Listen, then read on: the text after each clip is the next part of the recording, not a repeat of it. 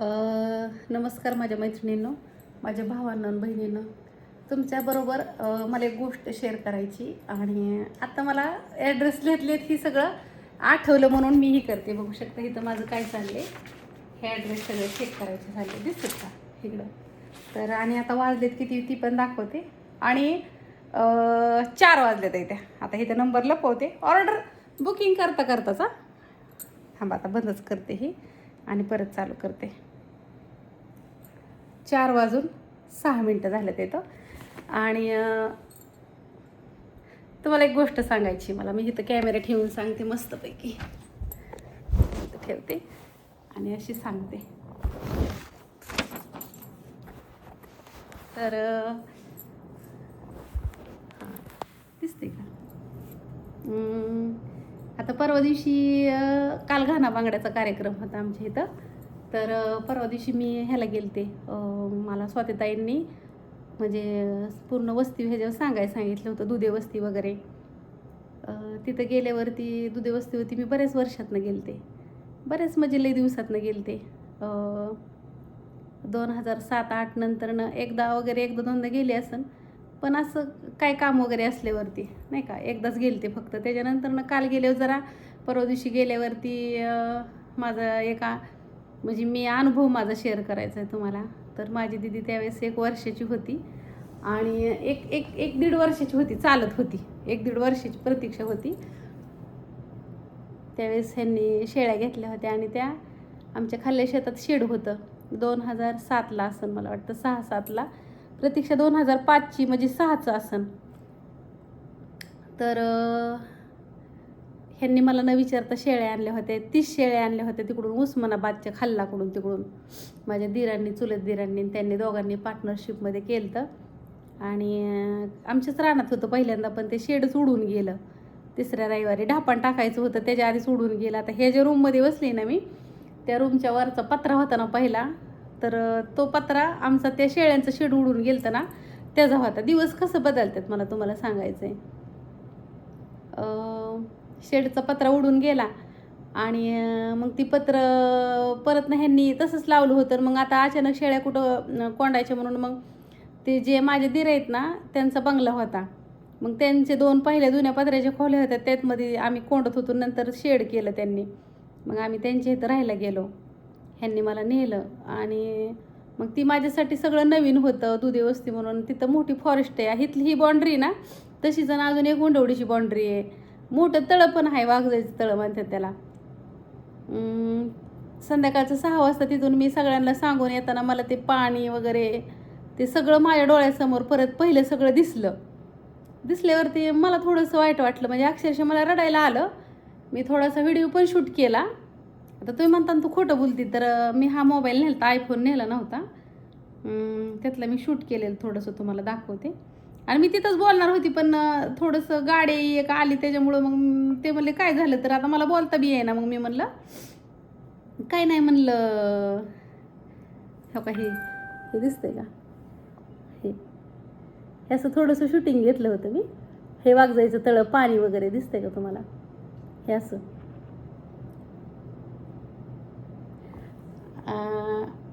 हे असंच सगळं बघू शकता. आणि अक्षरशः मला ना रडायला पण आलं तिथं. म्हणजे काय दिवस होतं माझ्यावरती वाईट नाही का. रडायला आलं. पण ती गाडी अचानक तिथनं आल्यामुळं मग मी म्हणलं नाही, म्हणलं गाडी चालू होत नव्हती, म्हणलं मी पुढं आले. आता जे माझं व्हिडिओ ते बघत असते तर त्यांच्या लक्षात येईल मी असं म्हणली होती. दिवस किती लवकर बदलतात तुम्ही बघा. माझ्या डोळ्यात देखत माझं दिवस किती लवकर बदललं. माझं वय पण नव्हतं शेळ्या राखायचं. म्हणजे मी 11वी-12वीच्या वयात शेरडाकडे जात होती. बरं शेळ्या किती घ्यावं ह्याचं एक लिमिट असतं. एका शेळीला 3-3 करडं असायची. आणि त्यांना खायला काय नव्हतं. उन्हाळ्या दिवसात शेळ्या आणल्या होत्या, ज्वारी काढायची त्या दिवसात. असल्या माळाने त्या शेळ्या उभं राहते का सांगा तुम्ही ना. माझं एवढीसं लिकरू ठेवून मी शेरडाकडे जात होती. तर आणि त्याच्या आधी दिदी झाल्या पोल्ट्री होती. ऐका, सगळ्यात पहिल्यांदा पोल्ट्री होती. आणि अजून एक सांगते, मला ही दिवस चांगला आल्यात. काय जणीला वाटतं ही लई शायनिंग करते. अहो शायनिंग नाही करत मी ते दिवस काढलेलं आहे. तर लग्न झाल्या 2च महिन्यात मी नाल्यावर कामाला जात होती. किती 2च महिन्यात. लग्न झालं की दुसऱ्या 2च महिन्यात मी नाल्यावर कामाला जात होती. मला त्यावेळेस कळत पण नव्हतं की काय परिस्थिती, म्हणजे लग्न झाल्यावर काय असतं किंवा लग्न झाल्यावरती असंच काम असतं मला वाटत होतं. 10वीच्या पोरींना काय कळतं सांगा तुम्ही, नाही काहीच कळत. तर आमच्या आत्यान तात्याने आल्यावर कामाला जायची, तर मी बी नाल्यावर कामाला जात होती त्या दोघांबरोबर. मला कळतच नव्हतं की ते आयला ह्यांना सांगितलं पाहिजे बापूला ह्यांना की बाबा नाल्यावर कामाला जावं लागतंय ह्यांच्या घरी. म्हणजे शेतीलाही पण दुष्काळ होता, मग खायची पंचायत आहे, बाजाराची पंचायत आहे. कधी कळलंच नाही अगं मला मैत्रिणींनो. हे दिवस यायचे होते म्हणून का काय काय माहिती. तर तसंच काम करत करत, कष्ट करत करत करत करत, काम करत करत, संघर्ष मानतात ना एक माझ्यासाठी.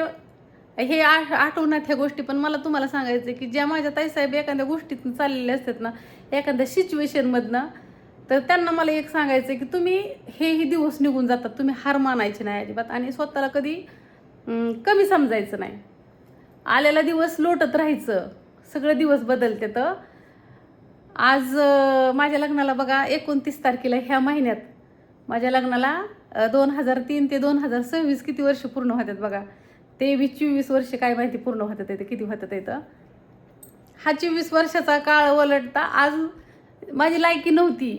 लग्न झाल्यावरती एसीत बसायची माझी लायकी नव्हती पण आज मी एसीत बसू शकते. आत्ता एसीत पहिल्यांदा आज मी ऑर्डर इथं घेते, कारण का काल बसला एसी आणि काल मी घरी नव्हते. मी तिकडं कुठं गेलते, गहना बागड्या भरायला गेलते. तर वयाची 24 वर्ष गेली मला, पण आज तेवढी मी माझी लायकी तयार केली की मी स्वतः एसी खरेदी करू शकते. माझ्या घरात 5 अजून हो का लाईट फिटिंग पण नाही. 5 वर्ष झालं मी बंगल्याचं काम झालेलं, पण अजून आमच्या घरात फॅन पण नव्हता. पोरांच्या रूममध्ये एकच फॅन आहे. आपण आपली लाईफ बदलतो, आपण आपली ताकद बदलू, आपण ताकदीने दाखवून दिलं पाहिजे किंवा नशिबावर सगळं सोडून द्यायचं नाही. स्वतःच्या हिमतीवर पण काही गोष्टी करायला शिका. सगळं तुम्हाला सहजासहजी मिळत नाही. का मिळतं? नाही मिळत. फक्त वेळ जाऊन द्या. माझी लायकी नव्हती, मी शहराकडे जात होती त्यावेळेस, तर तुम्हाला खोटं सांगत नाही, किंमतच नव्हती मला, कसलीच किंमत नव्हती. अजून मी एक गोष्ट सांगते तुम्हाला, आज माझ्या ध्यानात आलंय तर सांगते.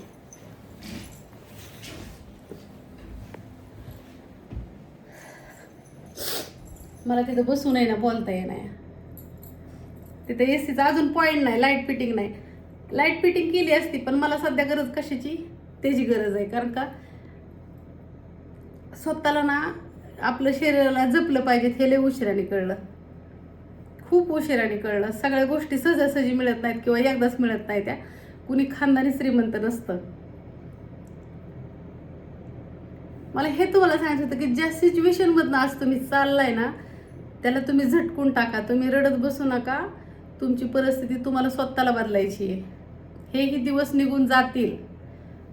आपल्यात जी ताकद असते, जी धमक असते ना, ती कुणाच्यातच नसते. ही पण सांगून ठेवते. प्रत्येक जणाला देवाने वेगळं बनवलेलं आहे. प्रत्येक जणाला देवाने वेगळं बनवलेलं आहे. काहींना आपण आवडतो, काहींना आपण आवडत नाही. म्हणून आपलं जगणं सोडून द्यायचं नसतं. आणि कुणाचं काय चाललंय हे बघण्यापेक्षा तुम्हाला काय करायचंय हे बघा. तुम्ही जन्माला स्वतःसाठी आलेला आहात. तुम्हाला स्वतःला काय करायचंय बघा. आपल्याला आनंद कसा एखाद्या गोष्टीतनं मिळवता येतं हे बघा. चालत असताना आयुष्याच्या वाटेवरती त्रास खूप होतो, मला सुद्धा झाला, लय त्रास झाला, पण तीच आठवायचं नाही. पण तरी पण आज मला तुम्हाला सांगावं वाटलं की सहज सगळे दिवस बदलत नाहीत. तुम्हाला जे मिळवायचंय, तुम्हाला जे पाहिजे, तुमचं जे स्वप्न आहे ना, ते पूर्ण करायचं असेल तर थांबू नका, चालत राहा. का नाही, हेही दिवस निघून जातील. आणि जिद्दीने लढा, शांत ठेवा. कधी लय टेन्शन आलं ना तर झोपून राहावा. लय टेन्शन आलं तर झोपून राहावा, पण टेन्शन घेऊ नका. आणि तुम्हाला जे करायचंय ना त्या दिशेने वाटचाल ठेवा. तुम्हाला जे काय करायचंय. दिवस बदलतात सगळ्यांचे, माझे पण बदलले. लायकी नसणारी बाई आज एशीमध्ये बसली. ही ताकद असते वेळेची. आणि काही गोष्टी वेळेवर सोडून द्यायच्या असतात, त्या धरून ठेवायच्या नसते. त्या सगळं वेळेवर सोडून द्यायचं असतं. त्याला काळजी असते आपली सगळ्याची, नाही का. चला आता ऑर्डर ही करते. परमेश्वराने एवढं सुखाचे दिवस आणल्यात ना, आज घरातनं न बाहेर निघता मला ऑर्डरी मी घेऊ शकते, ऑर्डरी टाकू शकते. माझं काम सगळं चालू आहे. आपलं चांगलं कर्म आणि आपण चांगलं वागतो का नाही ह्याचंही आपल्याला फळ असतं मैत्रिणींनो, का नाही. शेळ्याकडे जाणारी बाई एसीत बसू शकते हे सिद्ध झालं. आणि परमेश्वर सगळ्याची वेळ काळ बदलत असतं हे पण सिद्ध झालं. चला आता घेते ऑर्डरी. 4 वाजून गेले. लय काम आहे मला अजून. असंच आठवलं म्हणून पाठवलं.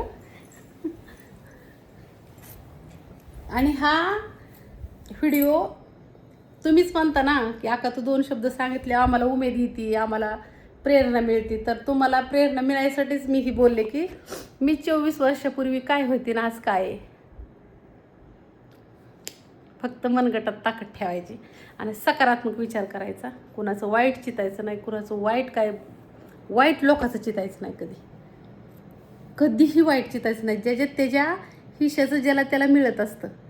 त्यामुळं नाही वाईट चितायचं कुणाला आणि कुरगुडी कुणावर करायच्या नाही. त्या एवढं पण सांगते. चला ह्या गोष्टी होती ऑर्डरी. आणि माझ्या ताईसाहेबांची आज बीडची पण ऑर्डर आहे मला मैत्रिणींना. प्रमोद दादांची, प्रमोद दोंडीबा नवरुटे बीड.